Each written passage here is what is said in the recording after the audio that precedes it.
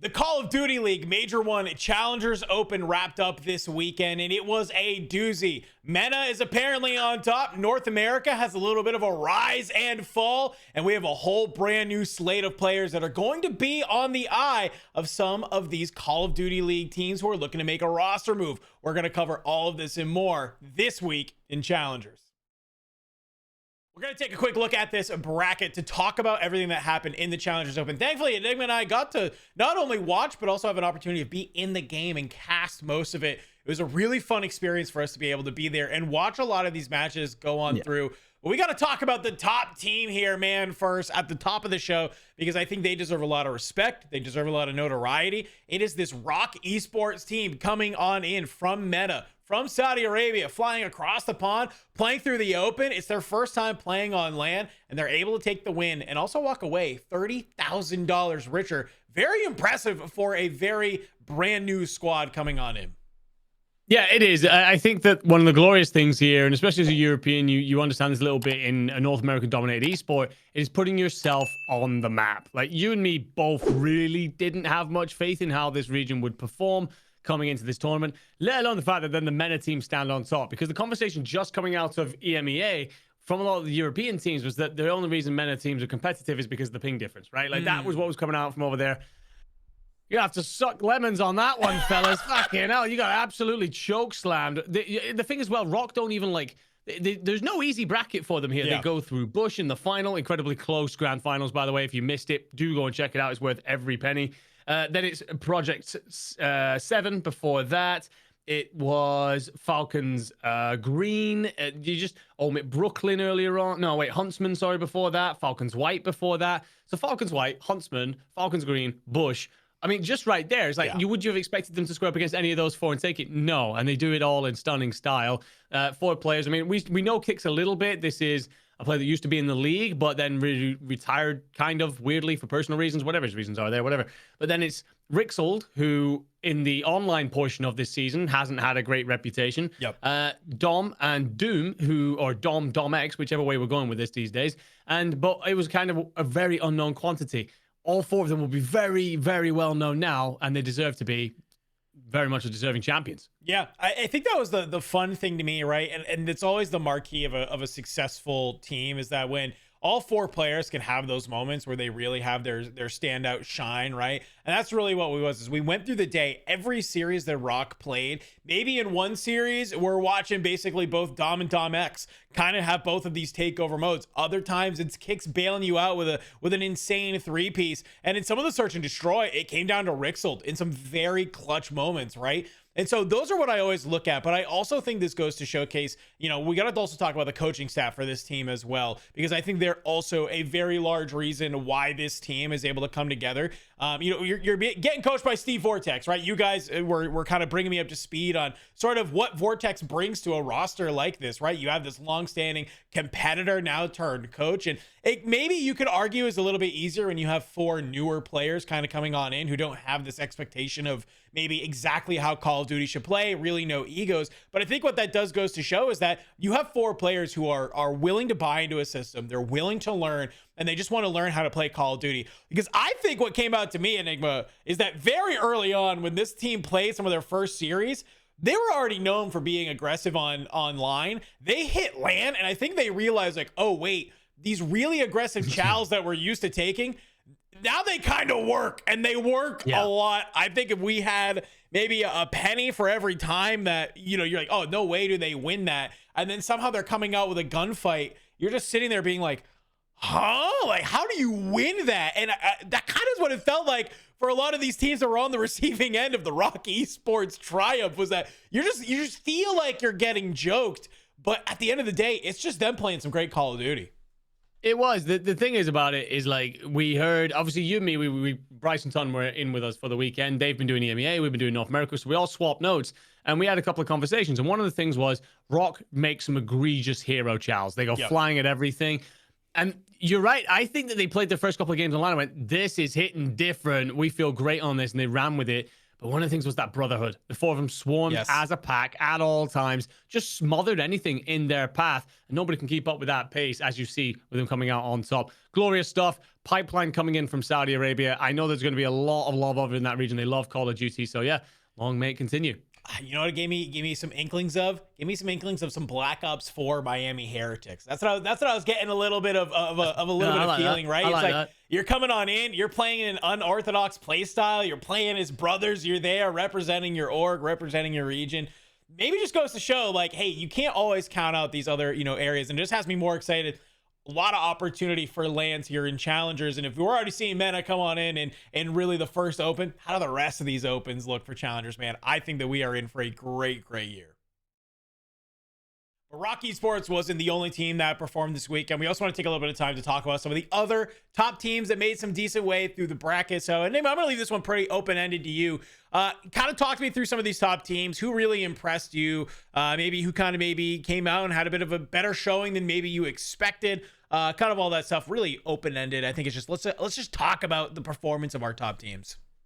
I think very quickly, I will just give a little shout out to StrikeX. This is a team of players that have long competed, and then they've all got jobs these days. So they couldn't really compete and still get a top 12 finish, taking down #1 seed Clutch Rain on the way through. Great job out of them. But I think we got to go Bush Gaming, man. Like, as much as we put them towards the top, right? As much as we considered them to be one of the best teams, the way in which they had to play through this tournament is insane. The gauntlet, like, by name, sure. Bloody hell by nature if you're a Bush Gaming fan. Like, I think there was a stat at one point that out of like a possible 31 maps that they played or something, they had played 28. Yep. Endless game 5s, plenty of round 11s.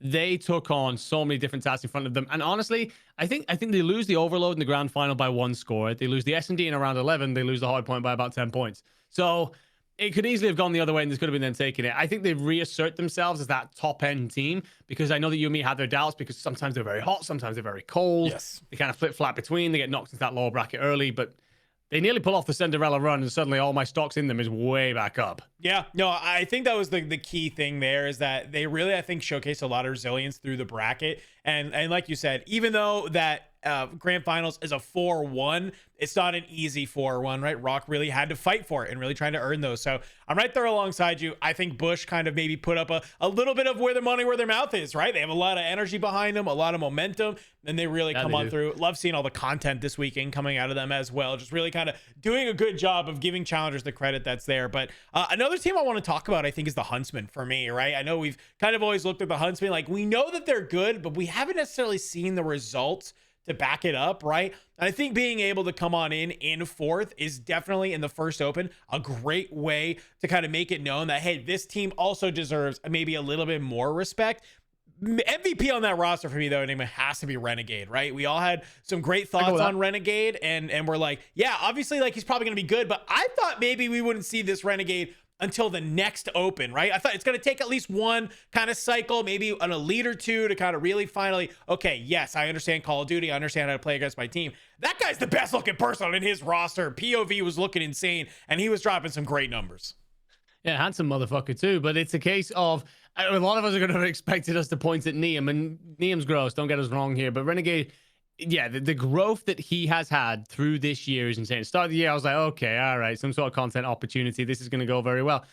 The brother has been putting on. Yeah. And the thing is, well, in Overlord, I'd argue he's one of the best players in the world at it at the minute. It seems that he's very much taken over a lot of what Halo has had over the years with, like, oddball, capture the flag type stuff, and he's kind of melded that into this Overload mode and done a great job. Obviously, he's years behind in terms of learning hardpoint, in terms of learning S&D. He's making progress there, but he's really shining in a spot where other people don't have those years advantage on him. So, yeah, very, very impressed by him right now. And, well, I guess if we're going to talk about 3 of the top 4, let's talk about Project 7. Yeah, great stuff out of them. Get third, right? You and me kind of had EMEA maybe squeaking some top 8 placings. You get first, third. There's a bit of a gap after that, but P7 go big on the Saturday. It was a disappointing Sunday for them. Basically bounced straight out with 2 quick losses. But yeah, this team has impressed us a hell of a lot. Mythics in particular. That man has got to be on someone's shopping list at some point. Good Lord. I hope so, man. I mean, I'm right there with you. That P7 roster was really fun to watch, especially in some of those early games where they just came out swinging, right, on that Saturday. We're kind of getting a little bit late on that Saturday. I'm thinking, okay, there's a little bit of time difference stuff going on, maybe some jet lag depending on when you got in. Like we've seen it time and time again in esports where sometimes that can play a factor, right? They're playing late on a Saturday and it's just like they're still shooting and they were still going absolutely crazy. Some highlight moments all weekend long.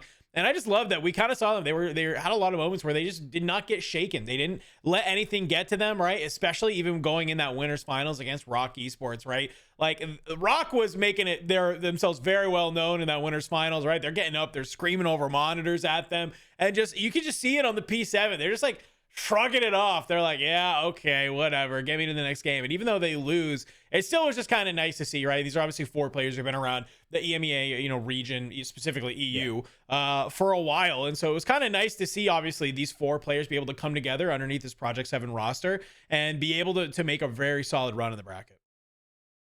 While we had some teams obviously perform to maybe expectations, there were a number of teams that didn't perform to our expectations. Number one, we got to talk about him, Enigma. It is Clutch Rain, the number 1 EMEA seed. Come on into the Challengers Open and go out, well, quite frankly, with a whimper. Certainly did, and it was StrikeX that beat them on the route through. Now, if you're unsure about who StrikeX are, this is a bunch of players that have been around the scene a bit. Prophesied, I don't know as much, but Fame, Radial, and Noisy, if you've been around COD, especially North America side at all, you know those players. But nowadays, they have considerably less chance to play. So it's a case of, okay, you come up, you decide we're going to take part in this tournament. We don't know how we're going to do. StrikeX, they just spot that they're going to run into Seed 1 quite early in Clutch Rain and dump them. Absolutely body bag them. And it doesn't get much better for Clutch Rain in the end. You end up finishing, top 12 alongside. I mean, Falcons Academy White get placed there as well, but they kind of got bracket done a bit. Like they basically ran tough teams on both sides. Dark Horse Esports and StrikeX. So yeah, Clutch Rain really shouldn't be sat in that category, to be quite honest with you. Poor from them. I felt like when we did get the chance looking at them, there wasn't much in terms of signs of life when things went bad. And when they lost, there was just kind of like this dejected feeling about them that I'm a little bit worried for, because for Cobra, Brezzy, Melko, and Linz here, I don't know what your opportunities are in terms of changes. You obviously win the European Elite, but then lose pretty badly in the Cup just before we fly. I wonder how much of an impact that Cup had on their mentality. It definitely could have, and I think it's a great thing to call out, right? Like you go from, like you said, immediately winning, Elite 1, and then you go into the Cup. It's not a great performance. You're flying across on over here, and now it's, top 12. Are you really going to be feeling good about that? Or is it just kind of like, hey, this is a moment of growth. We'll go ahead. We'll shake it off. Let's go in and get ready for the next Elite, maybe the next Cup. So we got a little bit of time before then, right? So you have time to maybe scrim, VOD review, be able to kind of prep yourself for this next sprint that we're about to go into. Because, I'd love to see them stick together. I think this is a really good team. I think you also do a great job of calling out, like, who else do you swap in on this team, even if you wanted to make a roster change. Maybe just not your weekend. Sometimes it just happens in COD, right? Another squad, though, both squads. I think there's 2 that we got to talk about. It's both Stallions rosters. I think a little bit surprising to me to see them both. I expected them to be maybe a little bit better. Stallions Black coming in top 16. Maybe I'm not as surprised to see, just given what we saw in the Elite. We saw a lot of, obviously, energy around this team is what I'll call it, on where they changing. It was going to be a different roster. They end up sticking together. Had some good moments on stream, I will say. We got to cast a fair amount of them. But just, kind of end up a little bit short. But I'm also just more kind of curious about the Stallions Red roster. Of course, they are 1 round away from knocking down T-Bush and them they're being in the winner's side and trying to be able to make their way on through. But, kind of what we saw at Encourage Sweetie, Hide and Highs. Specifically Hide and Highs, dude, they were kind of firing on all cylinders in a lot of those games that we got to watch. And I'd be kind of curious to see, if this roster sticks, how do they do in the upcoming, Cups, Elites, the next Open that's there? Because it feels like this might be the Stallions Red roster, even though maybe we're a little bit surprised to see them in top 24. Definitely feels like one that we could be having a much different conversation about in the future. Yeah, well, if they had managed to beat Bush, it goes down game 5, round 11. And I think just there, they then run into Clutch Rain, number 1 European seed, or the entire tournament seed. I think they were just a bit dejected, right? It's tough to come off the back of that loss from Bush. So if you'd have won that, where would that have put you? I mean, guaranteed, top 12? Potentially from there. So if they'd have managed the top 12, then it would have been like, okay, great tournament. Yeah. So yeah, really tough for them. But for Stallions Black as well, like they make a decent run, eventually go out to a very strong next threat roster. So yeah, I think both teams didn't do themselves necessarily a disservice, but also the big thing that worries me about both of these lineups, and I'm ready for people to come at my neck a little bit for this, is this your ceiling? Is because it feels like you are one of those teams that kind of sits on the outside. Maybe you squeak into the Elite, but is there anything better than there? It doesn't look like it at the minute. you're at the Dallas Open, but is top 16 probably the highest we'd expect either of those teams to go? Yes. So right now, my question is more towards Zuma. Is that all you're asking for at this point? Is that all you want? I don't know. It's a weird one. It's a tough one. There's definitely a lot of questions there. We could maybe see some movement. Maybe we do see some roster mania come on through, and we're starting to hear some movement happening, between the CDL. And we always know, like, there's always this trickle down effect where when CDL makes changes, all of a sudden you have maybe new players coming onto the market. That could be able to potentially be a new thing. I don't know. But one last team I think we got to talk about. Top 32 for For Fun Black. Or top 24 for For Fun Black, but also top 32 for For Fun in that side. Both of those teams I thought would be way higher, right? Just based off of recency bias, maybe potentially coming on in.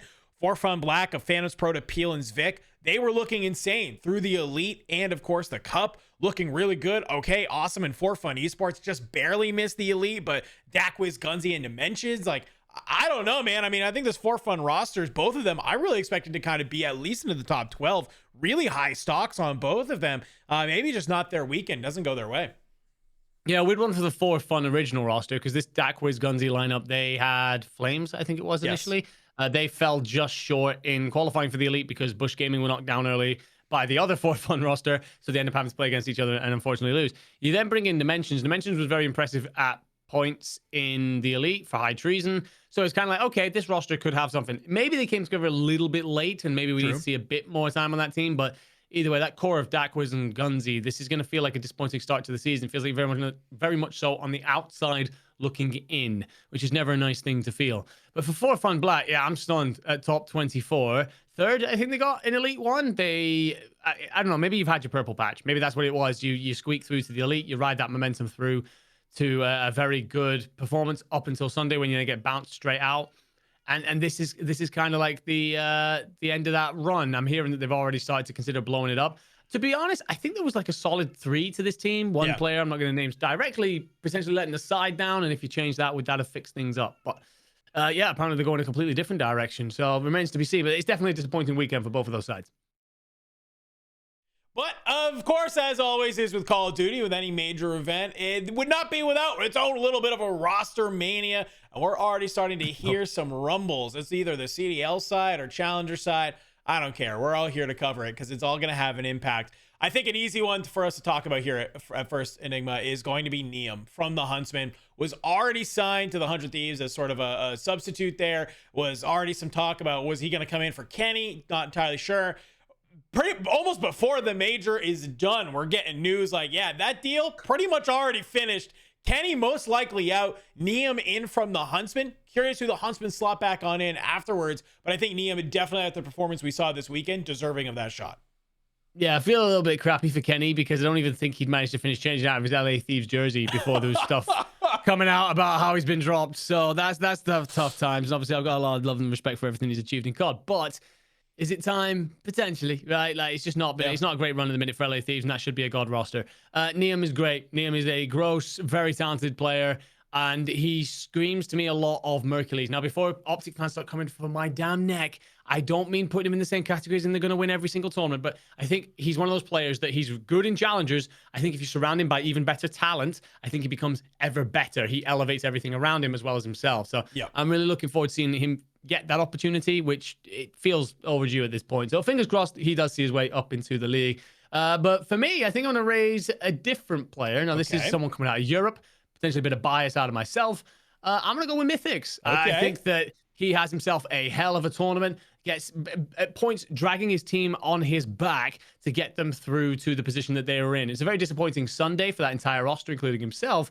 But this boy's flexing in and out, Flying Scotsman doing his thing at the forefront of everything. You and me cast an S&D where they put up 8 first bloods and he dropped 6 by himself and then double digits the map. So yeah, he's a really talented player. For me, I think he has to be being picked up or at least considered real soon. It's funny that you bring that up because I actually was going to go with FDOT from that P7 roster. Like, FDOT, I think it was, to me, it was more like Mythics had the much higher ceiling on that roster, had a lot more moments over there, but FDOT felt a little bit more consistent to me across every single map and mode that we saw. So it kind of just, it really comes down to what does that team need? If you're a team that's looking for the X factor player who can pull up in the big moments to bail you out, Mythics might be a better option. But if you needed something a little bit more consistency that's there, it definitely could be F dot. I mean, it kind of goes to what you're saying. Like when we were watching that team in a couple of those rounds, it was just, kind of being able to watch. It was like a big 2-piece from F dot here and there to be able to kind of help, maybe not be the thing that swings back in their way, but keep them on in. So, I mean, but I don't think that we're totally off the base by saying some of these teams should be looking across the pond, right? Start looking at maybe some of this European talent, and Mythics and F dot, I think, are definitely ones that you have to keep on there. Definitely for sure. Anything else on Mythics or F dot? Because I think we got to talk about maybe 2 other players who should be getting some looks from the league. Not particularly. I'm interested that you call. Don't get me wrong. F dot was great. Of course he was. I feel like those 2 were the best players on that P7 roster, and they pulled up a surprise result. So I don't necessarily disagree. I just think, I don't know, man. Mythics is gross. I've been sitting in this corner since. Yeah, I've been sitting in this corner since Vanguard, so anyone talks bad about my boy, I'm a bit pissed about it. So, you know what? Let's move on. Let's talk about these other players. Yeah. So, speaking about maybe players who really deserve their shot that I think had a really good weekend, for me, it's Fire, man. I mean, we talked a lot about that Bush roster earlier on in the episode, and Fire just had so many moments in so many of those series, dude, where he's doing, it wasn't like even like the big flashy play. It was like he's doing the play you are begging anyone to make at that moment for like Bush to either get into the game, to come back on in. And a lot of times that was like, I'm on the hard point. Have fun getting me out of it, right? And that seemed to be like Fire's forte, especially it felt like all weekend long. It was like he's popping a big 2 or 3 piece, and it's to quell a wave that's coming directly at him from the opposition to let his teammates now come on in and help reinforce. Really good stuff out of Fire. I know he's the most recent addition to this roster. Had a lot to say on the timeline of like, hey, this is me trying to prove myself yet again after a very lackluster first sort of stint in the CDL, and maybe has kind of matured to that point that you're looking at if you are some of these CDL orgs. I don't necessarily disagree. I think Fire did have a very good Dallas Open, but the same sense of where you were going with F dot, I think there's someone else that I actually pick up for Bush Gaming, and that is a man with a lot of consistency through the open portion of the year, and that's Spart. I think that he was superb in the Elite. I think without him in some of the Cup moments and the Elite moments earlier on this year, I think you get a consistently pretty poor patch of results, and he has often dragged his team kicking and screaming through some of the hurdles in front of them. But also here in the Open, I think he was the only player that was positive across all 3 modes when we last checked in. I didn't check any end of tournament results, to be fair, but I don't know. I feel like Sparty has been their shining light, and arguably Bush have been the best team over in North America. You could say obviously Notorious won the Elite, but consistency, Bush have always been up there. So yeah, for me, I'm going with Sparty, but the problem he's going to face is I think there's also that tax of when he got dropped out of the league last time. Yeah. Fire was in there a while ago, so maybe there's some fresher eyes kind of taking a look at him, but I don't know. I think Sparty, as much as I'd love to see him there, tough position to be in. It definitely, I think, was Spart. The other thing that I would give him a lot of credit for is it felt like there were a lot of maps where he came out super flat, and it was like on a hard point was super flat, and then it's like a second set of rotations. All of a sudden, it's pulling a rabbit out of a hat, right? In moments that definitely shouldn't have, and it's like, his ability to get back into a game and get back into a series was really, really nice. Because I think if you look at maybe a counterpart like ProLoot, sometimes if ProLoot wasn't doing good in a map, he was not doing good in a map. And it was very rare that he was coming on. It was either he was coming out, guns blazing, firing from the start, or was always trying to play from behind. For Spart, had some of those moments where he could kind of maybe flick it back on and get back on into a game, right? And so it's sort of, those are the intangibles that we like to talk about with players sometimes. And if you're some of these CDL teams you're looking at, but I don't know, man. I think Nia, Mythics, F dot, Fire, Spart, all good names to be on a short list to maybe make the call up. If you're in the chat, if you're in the comments, wherever you are watching this, and you want to let us know who you think should be the next pickup in the league, we would love to hear it. Maybe we'll cover it in a future episode, because guess what, folks? We got a lot of time until there's another level of challengers competition going on for a little bit. So we got some time to talk about. So who do you want to see? Maybe we'll have some more roster mania news before then. I'll be very, very curious, but I don't know, man. Any kind of final thoughts on either some of these players, or maybe one last sort of name you want to throw on out there? I think I'm still keeping my eye on QK, who, by the way, apparently his name is QKiv or something. That's how we're actually supposed to be pronouncing it. Not that he's corrected anybody, but yeah, I don't know. I feel like he is consistently putting up ridiculous numbers. Between him and Roxas, it's a situation of, it feels like maybe the only team they could get into is the Riyadh Falcons, and maybe Exit seats shouldn't feel super warm, but I don't know. I'd hope that some other people are kind of glancing over them, because I feel that they're consistently putting up insane numbers. I know a lot of people are going to expect us to say the P7 Notorious roster. While yes, you can't take all four, and I don't think that they look ever any better than when they're all with each other, quite simply. So it's kind of hard to select one out of that lineup. So while the Challengers Open definitely gave us a lot of storylines, a lot of games, a lot of things to talk about, potentially new rosters, we do have a nice little break in this schedule, though. We are about 3 weeks until Challengers kicks back up, right? So we start getting back on into the mix. So I don't know, man. Very curious to see what we see over the next coming weeks. Do we see maybe some roster mania happen? An opportunity for teams to level up, scrims start going? Who knows what maybe other random 2Ks or other tournaments pop on up in the meantime? Don't know. All I know is that we are going to be here. We're going to be help break down all of it for you. Anything that you're looking forward to, man, over the coming break that we're about to have? I think it's just Rostermania in general. Sorry, cough at the worst possible time there. But yeah, Rostermania just in general is always a beautiful time because we get to theory craft and kind of like stick these different players together in bits and pieces. And the thing is, North America is always bad for it. Like, they go crazy. This year's probably been the most stable I've ever seen North America, to be honest. A lot of teams kind of invested in what has typically been a European path of going the distance with the team, seeing how it pays out in the end. But yeah, while there was 2 European teams that still above, a couple of North American teams we've already talked about didn't perform very well. So that's going to kick off a whole domino effect, maybe a couple of people up into the league as well. I'm looking forward to every single second of it. Gonna be great. Make sure that you are liking, comment, and subscribing. We love all of it. We read everything, but we are gonna be locked in right here for the next 3 weeks, so don't worry. But to keep you up to speed, if you missed the Challengers Open, this has been This Week in Challengers.